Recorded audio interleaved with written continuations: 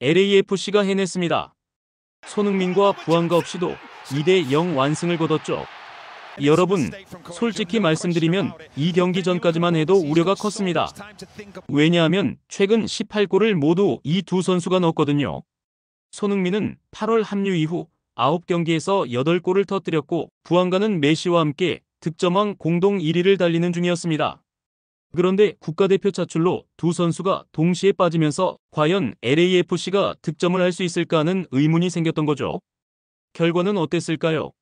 에보비세와 아마야가 골을 넣으면서 완벽한 2대0 승리를 만들어냈습니다. 더 놀라운 건 이게 6연승이라는 점입니다. 지금부터 이 경기의 모든 것을 분석해드리겠습니다. 경기 하루 전 스티브 체룬돌로 감독은 기자회견장에서 매우 흥미로운 발언을 했습니다. 한 기자가 물었죠.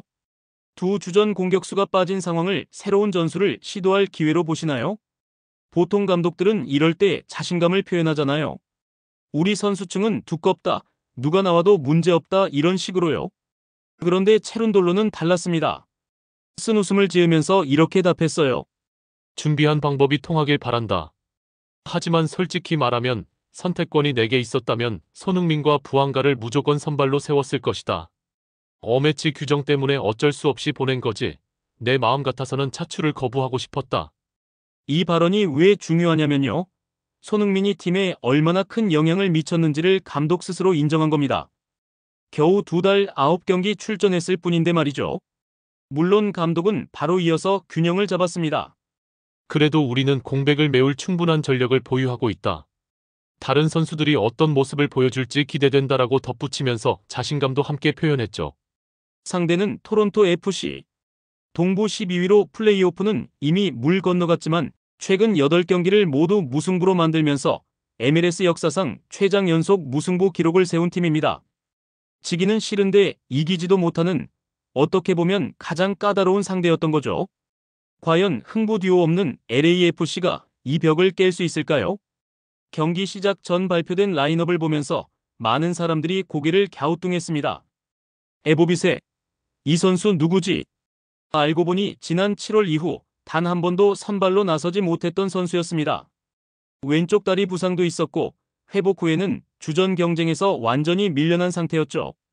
올해 5월 이후로 골도 넣지 못했습니다. 그런 선수가 전반 13분 모든 걸 바꿔놓았습니다. 장면을 복귀해 보겠습니다. 토론토가 후방에서 여유롭게 빌드업을 시도했어요. 그런데 LAFC 선수들이 갑자기 높은 위치에서 강하게 압박을 시작한 겁니다. 토론토 미드필더 알론소 코엘로가 당황하면서 패스 실수를 범했고 그 공을 낚아챈 게 바로 에보비세였습니다. 여기서부터가 압권이었어요. 에보비세는 공을 잡자마자 중앙을 향해 25m를 질주했습니다. 수비수들이 따라붙었지만 그는 침착함을 잃지 않았죠. 골키퍼 숀 존슨과 1대1 상황. 왼발로 골대 오른쪽 구석을 정확하게 노린 슈팅이 골망을 흔들었습니다. 현지 해설진은 흥분을 감추지 못했습니다. 믿을 수 없는 장면입니다. 토론토의 치명적인 실수, 에보비세가 단숨에 달려나갑니다. 1대1 침착한 마무리, 골입니다. 오랜만에 기회를 잡은 에보비세가 완벽하게 해냈습니다.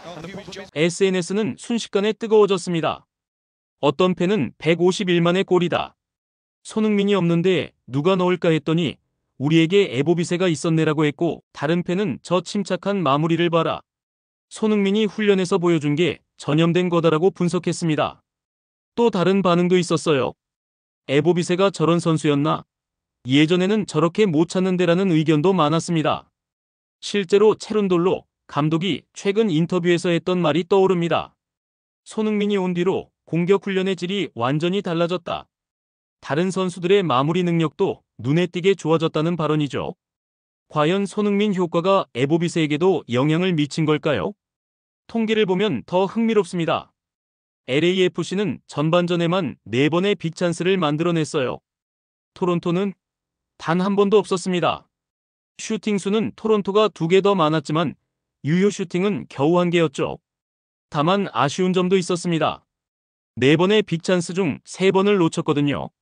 손흥민이었다면 아마 2~3골은 더 넣었을 겁니다. 그래도 분명한 건 손흥민 없이도 LAFC는 기회를 만들 수 있다는 걸 증명했다는 거죠. 이 경기를 보면서 많은 전문가들이 공통적으로 한 말이 있습니다. LAFC가 완전히 다른 팀이 됐다. 손흥민 영입 전과 후를 비교하면 정말 극명한 차이가 보입니다. 첫째, 전방 압박의 강도가 달라졌어요. 에보비세의 첫 골이 어떻게 나왔죠? 높은 위치에서의 압박으로 공을 뺏었잖아요. 이게 손흥민이 토트넘에서 보여주던 플레이 스타일입니다. 둘째, 수비 조직력이 훨씬 탄탄해졌습니다.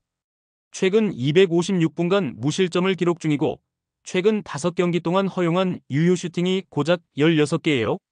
한 경기당 4개도 안 되는 숫자입니다. 셋째, 마무리의 질이 올라갔어요. 에보비세의 골을 다시 보세요. 예전 같았으면 당황해서 그냥 힘껏 찼을 텐데 침착하게 구석을 노렸잖아요. 현지 언론들은 이렇게 분석했습니다. 손흥민은 단순히 골을 넣는 선수가 아니었다. 그는 팀 전체의 기준을 높였다. 훈련 강도, 경기 집중력, 마무리 정확도 모든 면에서 다른 선수들이 손흥민을 보고 배웠다. 파이브백 전술 도입도 한몫했겠지만 가장 큰 변화는 역시 손흥민이 가져온 승자의 DNA였던 겁니다. 후반전도 LAFC의 우세 속에 진행됐습니다. 그리고 60분, 결정적인 순간이 왔어요. 마르티네스가 페널티 박스 안에서 돌파를 시도하다가 토론토 수비수 코시 톰슨의 파울을 얻어냈습니다. 주심의 휘슬이 울리고 페널티킥이 선언됐죠. 마르티네스가 직접 공을 들고 페널티 스팟으로 향했습니다. 자기가 얻어낸 기회니까 자기가 차겠다는 거죠. 스타디움 전체가 숨을 죽였습니다. 도움닫기 슈팅. 그런데 골키퍼 숀 존슨이 왼쪽으로 다이빙하면서 완벽하게 막아냈습니다. 존슨은 올 시즌 최고의 시즌을 보내고 있는 베테랑 골키퍼죠. 2021년 MLS컵 MVP 출신입니다. 아쉬운 순간이었습니다. 이걸로 LAFC의 빅찬스 실패는 6번째가 됐어요. 마르티네스는 고개를 떨구고 아쉬워했습니다.